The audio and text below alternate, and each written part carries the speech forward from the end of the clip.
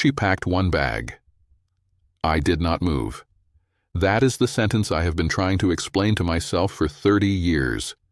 Not why she packed. I understand why she packed. I understood it the moment the door closed behind her and the house went completely silent. What I have never been able to fully explain is why I did not move. Why I stood in that hallway and watched her go and then walked to my study and opened a project file and worked until midnight. That is the man I had become at 54 years old. Not a bad man, not a cruel man, not a man who did not love his family, a man who had gotten everything he worked for and had absolutely no idea what it had cost him to get it. My name is Harold Voss. I am 84 years old. My heart is running at 38%. This is the story I have been least willing to tell, because this one does not make me look like a man who simply got his priorities wrong. This one makes me look like a man who knew, somewhere underneath all of it, who felt the distance growing for years, who heard Margaret say the things she said and understood what they meant, and kept working anyway. I have 3 children. David is the oldest, Claire is the middle, Thomas is the youngest.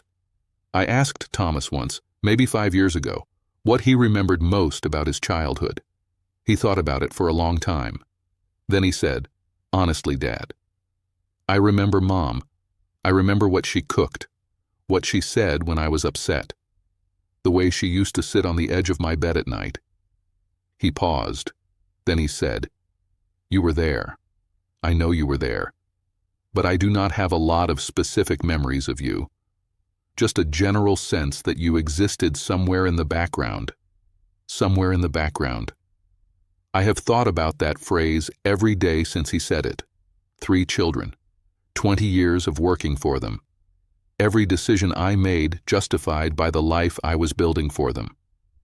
And to my youngest son, I was a background presence. Not a villain, not an absence. Just not quite real enough to hold a specific memory, somewhere in the background. That is harder to say out loud than anything else I have told you. But here we are. I also want to say something to the men who are listening to this and recognizing themselves in it. Because I know you are there. I know because the comments on this channel are full of you. Men in their 40s and 50s who write things like, "I do not know how to be present," or "I love my family, but I do not know how to show it," or "I feel like a guest in my own house." You are not broken. You were taught to be this way. You were taught that providing was the same as loving, that showing up meant working hard enough that your family had everything they needed, that a man who kept the structure intact was doing his job. You were not taught how to be soft, how to be still, how to sit in a room with the people you love and do absolutely nothing useful and have that be enough. I was not taught that either. I had to learn it at 54 when my wife walked out with a brown leather suitcase. You do not have to wait that long. Before I go any further, I need to ask you something, and I want you to answer it before your brain has time to talk you out of the honest answer. When was the last time the person you love most felt genuinely chosen by you? Not provided for, not managed, not taken care of in the practical sense that good men take care of people, chosen. The way you chose them at the very beginning, when you had nothing to offer except yourself, and that was somehow exactly enough. Write how long ago in the comments, not the date. Just how long? A week, a month, a year, a decade. Just write it. It was a Tuesday evening in March of 1998. I had just been named senior partner 3 weeks earlier. I was 54 years old. We had a beautiful house, 3 children who were healthy and doing well, a marriage of 26 years that from the outside looked exactly like what a long marriage is supposed to look like. Margaret came downstairs with her coat on and a small brown leather suitcase, not packed in anger. That is the detail I always come back to first. It was not a dramatic suitcase, not overfilled, not thrown together in the heat of something. It was a small brown leather case she had owned since before we were married, packed neatly, carefully, the way Margaret did everything. She looked at me and she said, "I am going to stay with my sister for a while." I said, "What do you mean?" She said, "I think you know what I mean, Harold." And she walked out the front door. I stood in the hallway for a long time after the door closed. I could hear her car start in the driveway. I heard it back out onto the street. I heard it drive away until I could not hear it anymore. And then there was just the house. Silent. Full of everything I had built. Every comfortable thing I had worked toward for 26 years surrounding me completely. And I did not go after her. I went to my study. I sat down at my desk. I opened the project file I had been working on before she came downstairs. I worked until midnight. I want to tell you something about the 11 days she was gone. I did not fall apart. That is the part that still disturbs me when I think about it honestly. I expected to fall apart. I expected the absence to be unbearable. I expected to spend those 11 days unable to function, calling her sister's house, driving past to make sure the lights were on. Instead, I worked. I ate. I slept reasonably well. I maintained the routine the way I maintained everything. And on day 4, I sat down at the kitchen table for breakfast, and I looked at the chair across from me, and I realized something that I have never fully recovered from realizing. I had been so practiced at Margaret's absence that her actual absence felt almost the same as her presence had. That is what I had done to us over 26 years. I had made her disappearance invisible by making her invisible while she was still there. The loneliness of those 11 days was not the sharp, unbearable loneliness of losing someone. It was the dull, familiar loneliness of a man who had been alone inside his marriage for years without admitting it. That is what I had built. That is what I called success. I want to be specific about what those 11 days looked like from the inside because I think it is important that you understand what I am actually describing. I am not describing a man who did not care. I cared enormously, in my own way, in the way I knew how to care, which was to provide and to maintain and to keep the structure of our life intact and functioning. I made sure the bills were paid during those 11 days. I made sure the house was clean. I went to work. I came home. I ate dinner alone at the kitchen table, and I thought about Margaret every single evening.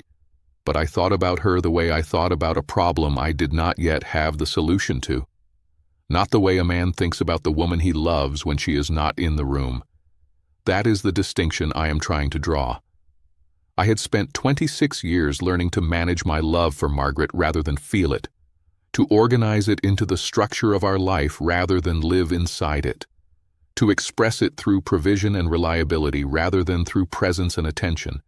And what I discovered in those 11 days is that the management system I had built was so complete and so practiced that it ran perfectly well without her in it, which meant it had been running without her in it for years. She was right there in the house for 26 years, and I had found a way to be absent from her anyway. That is not a small thing. That is the central failure of my life dressed up as competence. She came back on day 11. No speech, no ultimatum, no list of conditions. She came back the way she left, quietly, with the small brown suitcase. She put it in the bedroom and came downstairs and made tea and sat at the kitchen table. I sat across from her. Neither of us said anything for a long moment. Then she said, "Harold, I need you to understand something." I said I was listening. She said, "I did not leave because I stopped loving you. I waited."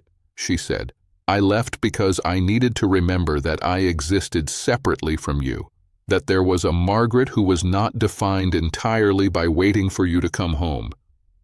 I needed 11 days of not waiting to remember what that felt like.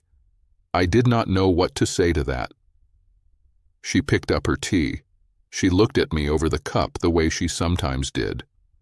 like she was searching for something specific in my face and was not entirely certain it was still there. Then she said, "I am back because it is still there. But Harold, it is getting harder to find." I heard that.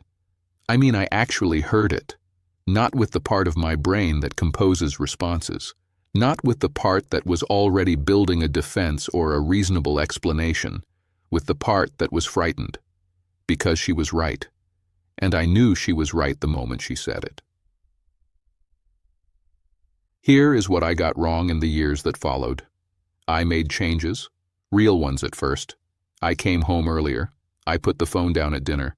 I took her to Vermont that autumn and we walked and talked the way we used to talk when we were young and broke and had nothing but each other to fill the evenings. But what I did not change was the thing underneath all of it. I still believed at the core of everything that the work was the real thing. I still believed that what I built and earned and achieved was the substance of my life, and that the people in my life were the context around that substance. I had the order completely backwards. The people were the substance. The work was the context.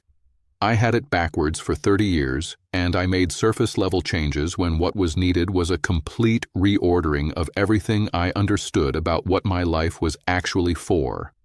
Margaret knew that.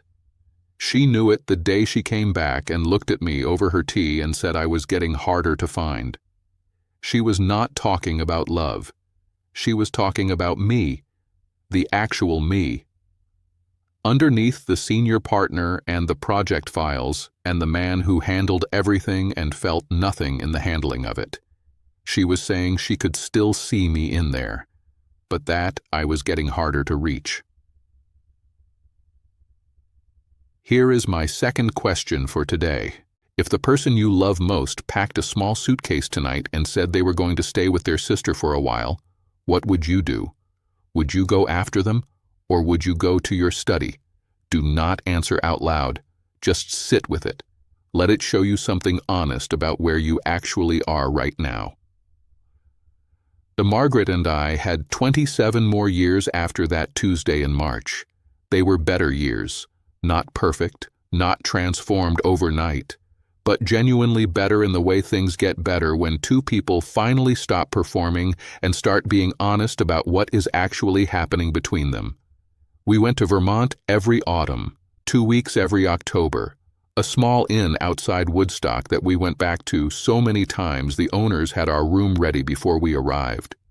Same window, same field, same 2 cups of coffee in the morning while the light came through. I would sit at that window every morning and think about how close I had come to never having any of it, how I had almost gone to my study. I am not entirely sure what made me not go to my study that night she came back. I think I was just finally frightened enough. I think 11 days of silence had been loud enough to reach the actual Harold, underneath the senior partner and the project files and the man who was always too busy to be reached. It reached him. The one Margaret said was getting harder to find. Go find yours before the house gets quiet, before the suitcase appears at the bottom of the stairs, before the silence has to do the work you should have been doing all along. Leave me a comment. Tell me how long ago it was since the person you love felt genuinely chosen by you. I read every single one. And if someone you know is at the desk at midnight right now, send this to them. No message, no explanation. Just send it. They will know why. And if you are the person who needed to hear this today, not to send to someone else, for yourself, because you recognized yourself in the man at the desk at midnight, that is enough. That recognition is the beginning of something. Do not waste it. Subscribe. I will be back next week with more, while I still can.